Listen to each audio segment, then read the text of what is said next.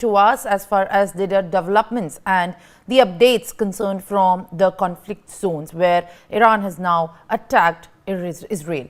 Now, viewers, also giving a brief of what has happened so far. Tensions deepen in the Middle East after Iran launches 180 missiles in Israel as thousands of sirens sounded across the country and civilians have rushed for shelter looking into the bunker homes. Now, this comes after Israel killed Hezbollah's top commander Hassan Nasrallah, and of course, questions remains to be who's going to be succeeding Nasrallah. Now, Iran had also warned Israel on the retaliation. The Israeli military said that most of the missiles were intercepted with the US help, but that there were a small number of hits. It accused Iran of a dangerous escalation and warned of consequences. Before Iran's attack, Israel had landed a series of devastating blows in the recent weeks against the leadership of Hezbollah in Lebanon. It then ratcheted up the pressure on the Iran-backed terrorist group, which has been firing rockets into Israel since the war in Gaza began by launching a limited ground incursion in the southern Lebanon. Israel has said it will continue to strike Hezbollah until it is safe for the citizens displaced for homes near the Lebanon border to return. Hezbollah has vowed to keep the firing rockets into Israel until there is a ceasefire in Gaza with Hamas, which is also supported by Iran. Meanwhile, Israel has sharply reacted to these attacks. Israel has said that Iran has not still learned the lesson and it will have to pay for the actions. All right, viewers, that was the brief of what's brewing in the Middle East as tensions and escalation deepen. Also joining me at this point of time is my guest, Himanshu Bhatt, senior journalist. Thank you for speaking to NewsX, sir. We appreciate you giving us your time. At this given point of time, there is, of course, mega conflict going between the West Asia, where Iran is firing ballistic missiles, and the world is watching very closely minute-to-minute developments that are being broken out at this point of time. How do you make of the understanding of what's brewing and what has happened in the past 48 hours, at this given point of time? What should we look forward to? Well, we should look forward to the peace. That's all right. That's obvious. And that's what, yesterday when Prime Minister Narendra Modi spoke to Netanyahu, that is what was discussed. But the reality is something starkly different. In West Asia, this conflict, you must not forget that Israeli forces have invaded South Lebanon with the sole objective of creating a buffer of about 40-50 kilometers from their borders, and so that the people who are displaced in northern Israel are returned back. Now, after killing Nasrallah, by identifying him with sonic boom on 29th of September, that is where the whole escalation has started. Now, you must understand one fact, that in today's modern warfare, only the armies don't matter. You have to have a significant and a powerful air force to command any, and which, unfortunately, Iran has only projectiles to throw. When the land borders don't meet, this is where the whole war comes up to. And this is what is happening right now. Now you see about 200 to 250 projectiles of different nature. The drones, rockets, ballistic missiles, cruise missiles, all were thrown. But all were intercepted somewhere down the line through an iron dome or a David sling or an arrow, whatever it is. Only a few hit. And few of them missed the target also. See, the best part is there is a report from Israel which says one of the missiles went and landed in Jenin, which is Palestine operated, and killed a Palestinian national. Now, for what you are fighting, you are killing the same people. Now, that's the irony of the war. This sort of a thing, and when you have 1.2 million running away from southern Lebanon to Syria, the things are obviously not well. So, what I can foresee is this is going to escalate. Because if you remember, Israeli Prime Minister Bibi Netanyahu, for the first time in his life, spoke directly to the people of Iran. and said, we have no fight with Iranian people. We are fighting this evil regime. Now see, that's very significant.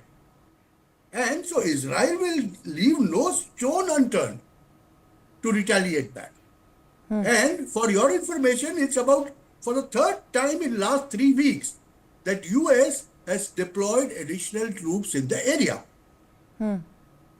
The West Asia is on the boil. One wrong move or one hasty, step could finish it. But what I feel is, till now, Iran has been playing a double game and it's all a bluff. They will do one attack and after that they'll shut up and sit down. They have done so in the past. They wanted to avenge the death of Ismail Hania. They threw some rockets which were intercepted. Things were over. Things were over. But this time around, Israel has made it show that they are going to invade on the ground. And they have done so yesterday in southern Lebanon. And they are creating that buffer. They've asked for 27, they've told 27 villages of Lebanon to, move out. Now in such a situation, it's inevitable that there's going to be a regional conflict at least, if not the bigger one. So Israel has said will strike back disproportionately. Now disproportionate striking means what? It could be on the oil fields of Iran, oil refineries of Iran, or even the nuclear facilities. Now see, Israel has been planning this from last 10, 12 years with its allies. And US is one among them. Whatever people might say now. But the fact of the matter is, they are wanting to corner Iran for a long time. And now, this 2 months window before the US elections are ahead. In such a situation, I will not be surprised if Israel becomes over-aggressive now. That is what I feel. And coming 2 weeks are going to be important. That respect. All right. Thank you, Himanshu Bhatt, for sharing your thoughts as far as the conflict is concerned. And we try to put it in perspective. Major General Sudhakar ji also has joined me on the broadcast. So thank you for speaking to me once again. What I wanted to understand before we spoke then this was exactly, one simple question that we are looking forward to find an answer of, that are we now looking at the crisis that's been brewing at this point of time? Is this, are we in the middle of the Third World War with the Russia also invading Ukraine? And, when we look at these developments happening, there is of course a response that's coming from each side in retaliation to the attacks that are being now stemmed from one side. Are we in the middle of a Third World War? Simran, different people will have different perception, but I must compliment, given your age and experience, you have raised a very relevant and important question. In response to that question, I would say, what is the benchmark to define the World War? Is it the First and Second World War, or it is something else? First and Second World War took place in 20th century. Now we are in the second decade, or the third decade rather, I would say, of the 21st century.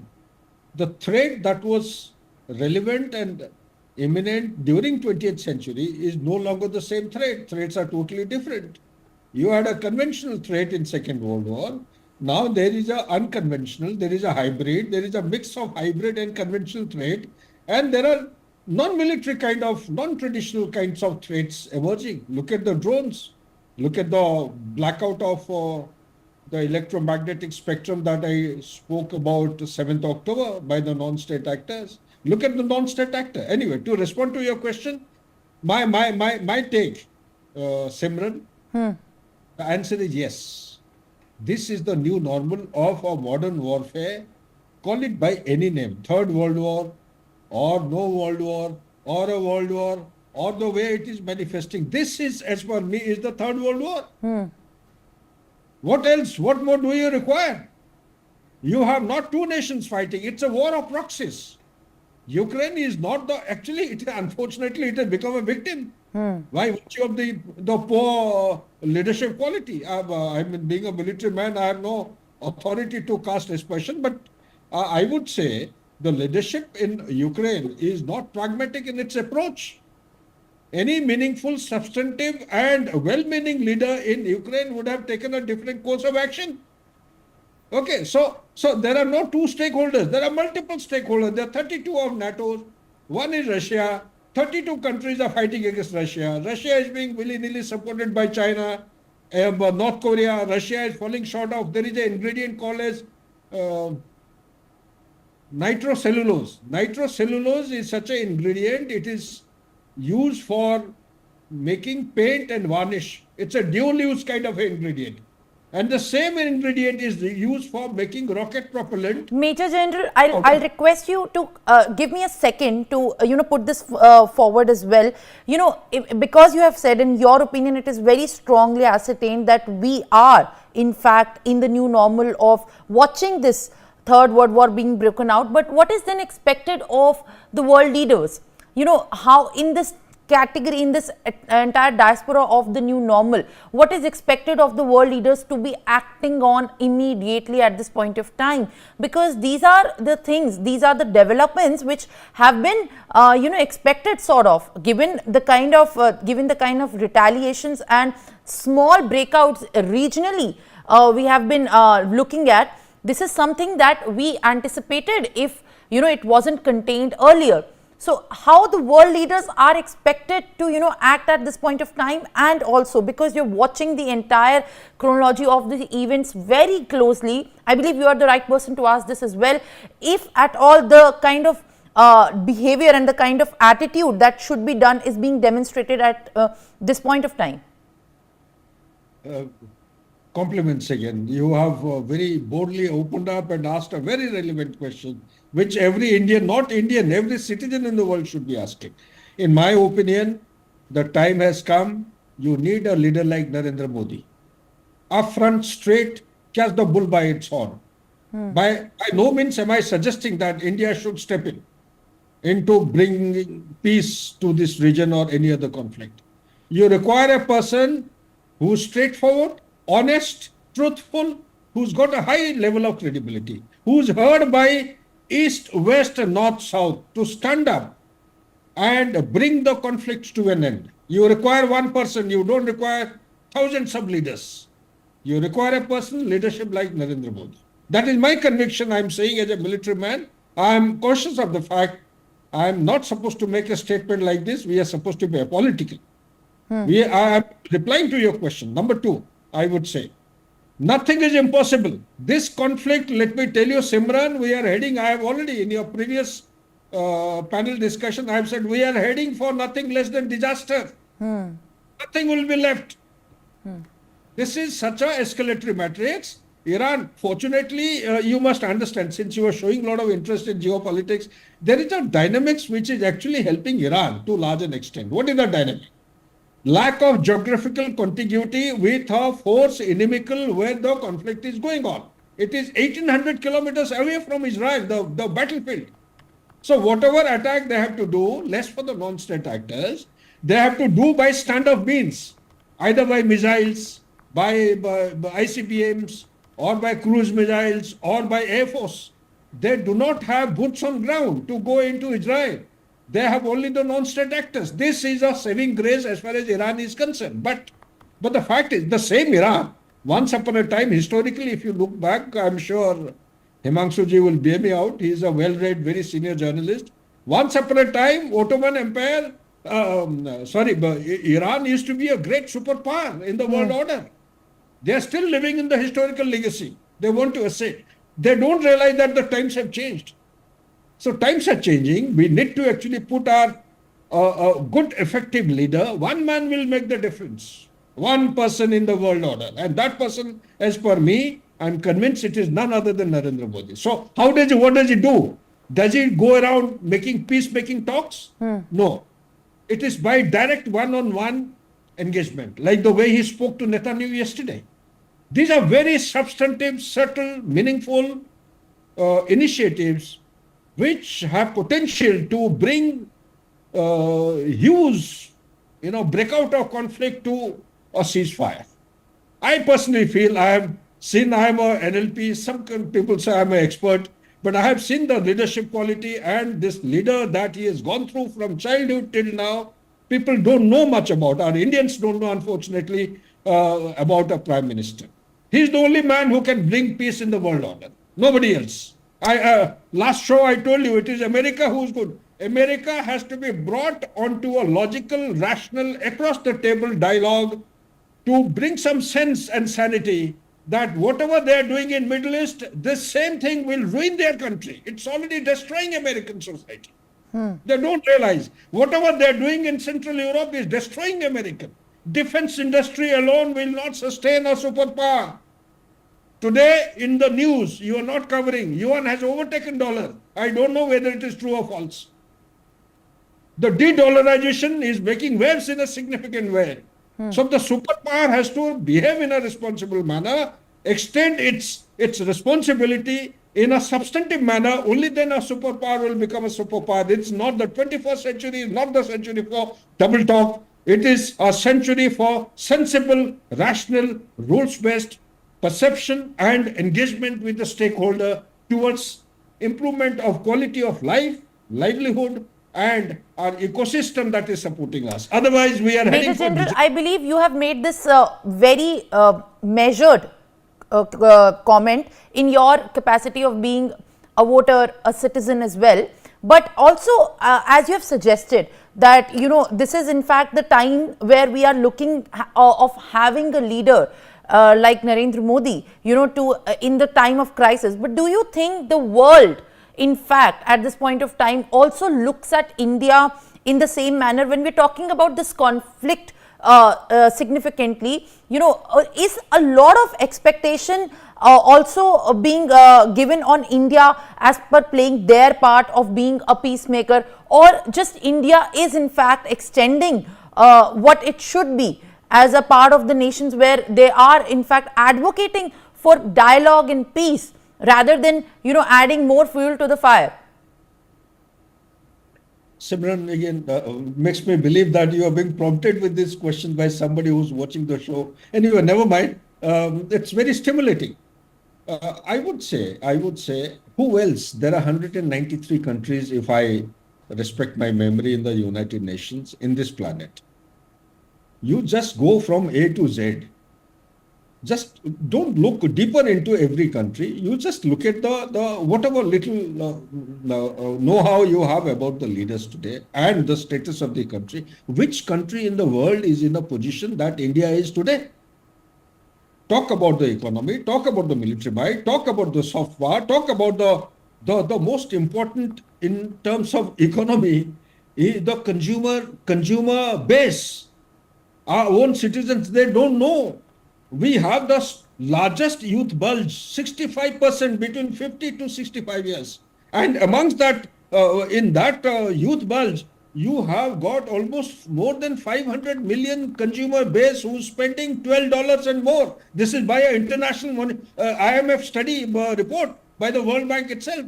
China has got 700 something, around close to 800. As the time is growing, by 2030, India would be getting closer to overtake China. Look at everyone is looking at India. So therefore, there are no fears. India doesn't have to fear or be apprehensive or afraid of anything. No matter what you decide, as long as it's for the national interest of India, as long as it is for one earth, one family, and one future, that motto which we have coined for the G20, as long as we are looking at the world as one family, I think there is no holds barred. Narendra Modi and his team should go bash on. There is no country in the world, Simran, which can bring about some sense and rationality to the present rule-based order, which is least experienced by people. We always expected 21st century will bring about some semblance of rules-based order. It is happening just the opposite. I hope I have answered your question. You are asking question like a good student in geopolitics. I hope to an extent I may not have satisfied you. That's it. We still have a lot to learn, in fact, from learned and scholars like you. But in fact, my curiosity is coming from the point of time where worry is in fact also brewing in the Indian diaspora. In fact, when we are watching the developments closely happening in the Middle East, I'll request you both to stay 9 million diasporas in the Middle East. 9 million is the official figure. I have been there in Middle East myself as a president of a multinational company. The figure is touching 13 million, unofficial figure. 9 million Exactly. Indian diaspora. Certainly. Look, okay, so it's a big number. That what we are of course putting in focus. I'll request you both to kindly stay on with me on the broadcast while I also get more visuals of what's happening in the Middle East at this point of time and break it down for the interest of viewers how exactly this is in fact going forward impacting the lives that are being stuck and impacted. Let me also come across to get you some live visuals of the missile attacks that have happened in Israel at this given point of time.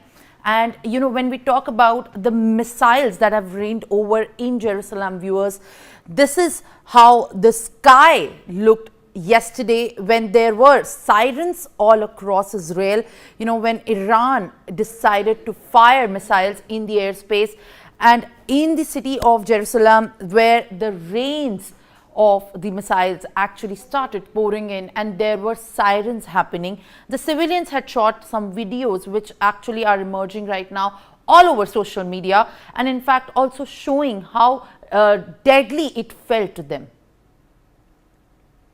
Also viewers, now let's also get more visuals that are coming at this point of time where the barrage of missiles then struck Israel yesterday night. You can see how there were strikes raining at the bases in Iran and at this point of time Israel in fact then also issued the statements of now firing the missiles directly into the bases where all that could be seen was just disaster.